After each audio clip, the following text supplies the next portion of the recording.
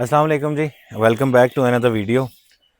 आज की वीडियो जो है उसमें दो तीन जो है ना मिक्स इन्फॉर्मेशन है। सबसे पहले मेरे पास ना मल्टीपल जो है वो क्यूरीज आ रही थी कि जुलझना के हवाले से फिर ना कि उसे लिया किस तरह जाता है और जो है वो दरख्वास्त वगैरह का जो तरीका कार है या जो भी है उसके हवाले से। तो मैंने कहा पहले मैंने उस पर वीडियो बनाई थी, लेकिन मैंने उसे कहा रिपीट कर लें। पहले एक चीज़ जो है वो मैं मेंशन कर दूं। शदीद बारिशों की वजह से हर किसी का जो चारा है वो डिस्टर्ब हुआ हुआ है। तो हमारे भी पट्टे की बारिश लूसन इनकी गज़ा है, और लूसन में जब पानी ज़्यादा खड़ा हो जाता है तो जो है वो फिर मसला होता है, वो ख़राब हो जाता है। तो डिस्टर्ब हुई हैं फसलें। तो ये आपके सामने है। वो जो मैं बात कहता हूँ कि नेचुरल नेचुरल जो मैं पिटता रहता हूँ वो जो है वो ये है। अब ये घास है नॉर्मली जो कि बारिश होने की वजह से उगी हुई है, ठीक है। सिर्फ इसका एहतियात ये करना है, ये घोड़े की गज़ा है, नरम जो है ना ये गज़ा है घोड़े की। सिर्फ एहतियात ये करनी है कि गीली ना हो, इस पर बारिश के कतरे जो हैं वो ना पड़े हुए। अच्छा जी, दूसरी उस पे जो है वो आते हैं दरख्वास्त वाली बात पे, जिस पे मैंने वीडियो जो है वो पहले भी बनाई थी, उसको मैं रिपीट कर देता हूँ कि जुलझना के हवाले से जो दरख्वास्त जो है वो लिखी जाती है वो बुनियादी तौर पे उसका जो टाइटल होता है वो लिखी जाती है दरख्वास्त पहले तो जी हसूल के लिए, बड़ी ब्रीड का हॉर्स जुलझना के लिए। और वो दरख्वास्त लिखी जाती है DGRVFC के नाम पे। मैं दोबारा रिपीट कर रहा हूँ कि DGRVFC, ये गर्दन उठाएगा तो मैं ही गायब हो जाऊंगा।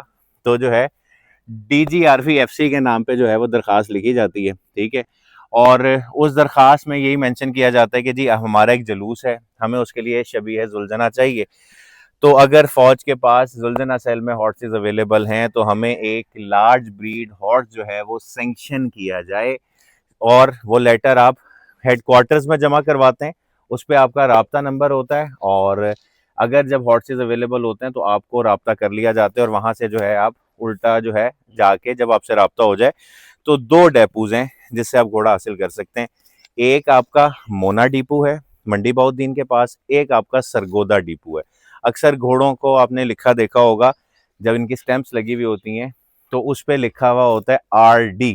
RD का मतलब होता है रिमाउंट डेपू, जो कि वो मोना वाला है, ठीक है।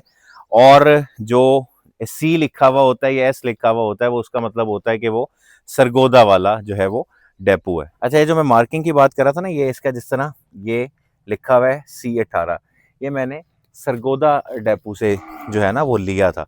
इसी तरह जो RD लिखा होता है उसका मतलब होता है रिमाउंट डेपू, और वो मोना डेपू जो है उससे लिए जाते हैं। अच्छा, एक चीज़ क्लियर कर दूं कि जो आरडी लिखा हुआ होता है वो रिमाउंट डेपू होता है और वो मोना है, क्योंकि मोना में ब्रीडिंग सेटअप है और सरगोदा में ब्रीडिंग सेटअप नहीं है। तो जो मोना से घोड़े निकलेंगे उनके ब्रीडिंग के उस पर आरडी लिखा होगा, और जो बाकी घोड़ी पाल मुरब्बे वगैरह से परचेज किए जाएंगे उस पे जो है CS वगैरह बाकी लिखा हुआ होता है। ठीक है, तो इस चीज़ को क्लियर करना, इस चीज़ को कंफ्यूज नहीं करना। जो मोना डेपू का हॉर्स होगा उस पर RD और दूसरी साइड पे M लिखा हुआ होगा, बाकियों पे C या S लिखा हुआ होता है।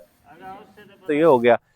दरखास्त लिखनी है, मैं रिपीट कर रहा हूँ, DGRVFC के नाम से। ऊपर आपके बारगाह का टाइटल होगा, जलूस का जो भी परमिट वगैरह आपका होगा उसकी आपने कॉपी लगानी है, अपने CNIC की कॉपी लगानी है, ठीक है जी।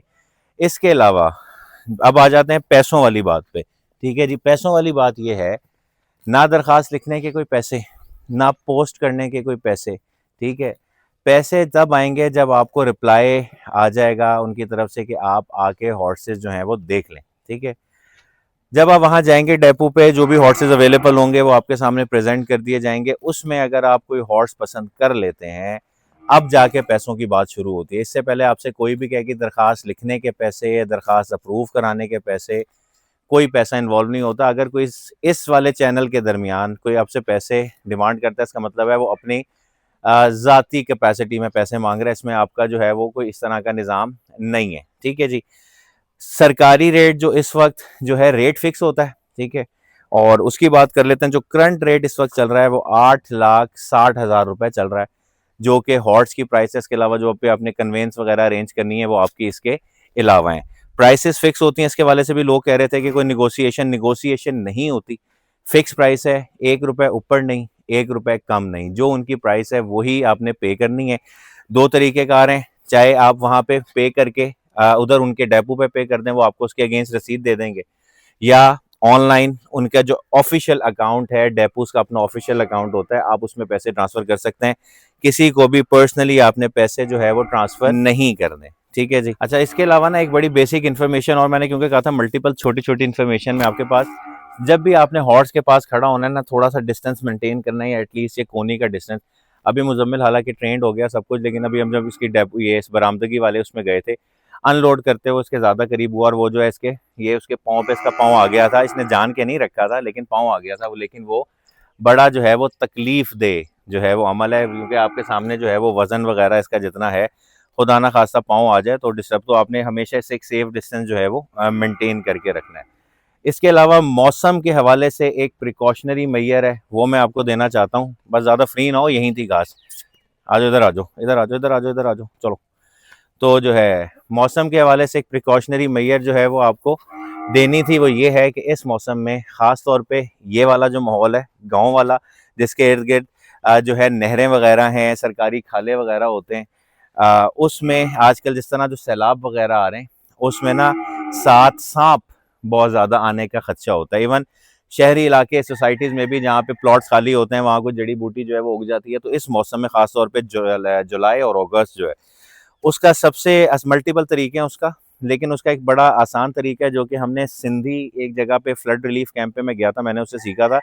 उनकी चारपाइयों पे प्याज बंधे हुए थे, जो उनके पाए थे उस पर प्याज बंधे हुए थे। हमने उनसे पूछा कि इसकी वजह, तो उन्होंने कहा ये जो सैलाब के साथ सांप वगैरह आते हैं, तो जो प्याज की स्मेल है उससे जो है वो सांप थोड़ा सा दूर रहता है। तो अपने जानवरों की, किसी भी तरह जो जानवर हैं उनकी जो है वो हिफाजत के लिए ज़रूरी है कि आप इस तरह का जो है, क्योंकि ये पंजेंट स्मेल होती है, ठीक है, थोड़ी सी तेज़ जिसे कहते हैं ना खुशबू होती है। तो कोई भी ऐसी चीज़ अपने जानवरों के पास रखें, प्याज है, अदरक है, लहसन है, या कोई भी अगर आप केमिकल वगैरह यूज़ करें। प्याज अदरक लहसन का फ़ायदा ये है कि अगर खुदा ना खास्ता घोड़ा इंटेक भी कर लेता है तो उसका नुकसान नहीं है। केमिकल का ये है कि खुदा ना खास्ता अगर आपने केयर नहीं की और उसने खा पी लिया तो घोड़े को नुकसान हो सकता है। तो ये लाजमी करना, इसका तरीका ये है, प्याज का थोड़ा सा छिलका उतारें कि उसकी स्मेल महसूस होने लग जाए। जहाँ पे भी आपके जिस भी कैपेसिटी में जानवर खड़े हैं उसके कोनों पे, उनके इर्द गिर्द थोड़ा सा जो है वो फैला दें। उसका फ़ायदा ये होगा कि इस तरह का जानवर खुदा ना, क्योंकि मैंने इसे अपना घोड़ों की मद में तो नहीं, लेकिन खुदा ना खास्ता और जानवर थे मेरे, उनका मैंने बड़ा नुकसान किया था। 1-2 साल पुरानी बात है, विद इन मतलब ए डे और ए टू मेरे 2 जानवर एक्सपायर हुए थे, बड़े कीमती जानवर थे। तो ये थी आज की वीडियो, जिसमें थोड़ी सी इन्फॉर्मेशन थी डेपोज़ के हवाले से, करंट प्राइस के हवाले से, एप्लीकेशन कैसे लिखनी है उसके हवाले से, और जो इस मौसम में मैं कई दिनों से सोच रहा था लेकिन जहन में नहीं रहा था वीडियो बनाते हुए कि किस तरह से आपने ये सांप वाला मैटर, क्योंकि जो पानी वाला सांप है वो सबसे ज़्यादा डेंजरस होता है, उसमें सबसे ज़्यादा जहर होता है, ठीक है। 2 यहाँ पे भी निकले, ठीक है। मैं कोई डराना नहीं चाहता किसी को, ना मैं वो सांप वीडियो में दिखा के कोई व्यूज़ लेना चाहता हूँ, लेकिन यहाँ पे भी 2 सांप निकले हैं। शुक्र है टाइमली उन्हें कवर कर लिया गया, लेकिन बहरहाल हर वक्त 24 घंटे तो जो है उस पे जो है वो नज़र भी नहीं रख सकते। सो ये थी वीडियो आज की, मिलेंगे अगली वीडियो में, अपना ख्याल रखिएगा, अल्लाह हाफ़िज़।